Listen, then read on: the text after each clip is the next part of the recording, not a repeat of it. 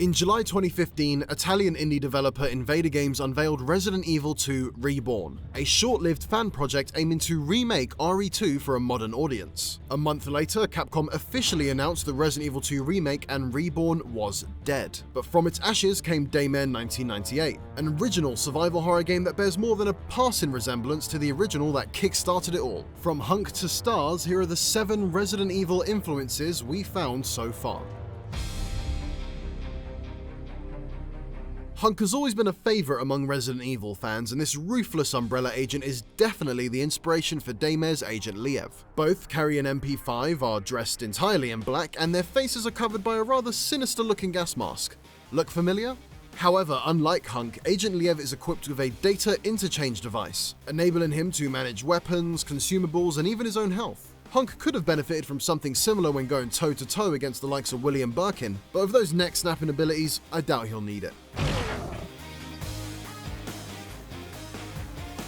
Resident Evil has always loved an acronym, and so does Daymare. Agent Liev works for Hexacore Advanced Division for Extraction and Search, or Hades for short, which has more than a whiff of S.T.A.R.S about it, don't you think? Even the Hades branding on Liev's uniform is reminiscent of that worn by members of S.T.A.R.S, with a patch on the arm and the organization's name in big block lettering on the back. The scene in which Marvin Branner, the injured Raccoon City police officer who instructs Leon to search for other survivors and not to worry about him, immediately springs to mind when Agent Liev encounters an injured guard named Powell. But in Daymare, there's a twist. Although Liev is helpful at first, reassuring him by saying, "I'll come back for you as soon as I can." Survivors? As Leon did to Marvin. "But I'm coming back for you. Just hold on." Liev is then given the order to eliminate the Aegis worker. Damn, that's cold. Daymare's inventory system will be immediately familiar to any fan of survival horror, and dropping weapons and gear into boxes is as satisfying as ever. In the Resident Evil 2 remake, you'll start the game with only 8 inventory slots, but in Daymare there are 12 right from the start, which is handy when every bullet and healing item counts.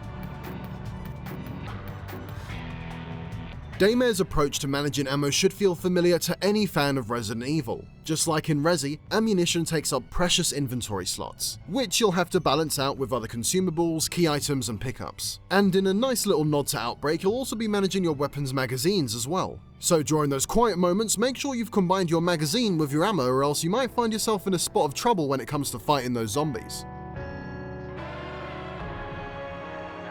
In a nod to Resident Evil Code Veronica, there's a moment when Liev walks up to a security box and must place a viral sample inside to proceed. If he doesn't, alarms ring and steel shutters prevent him from moving on.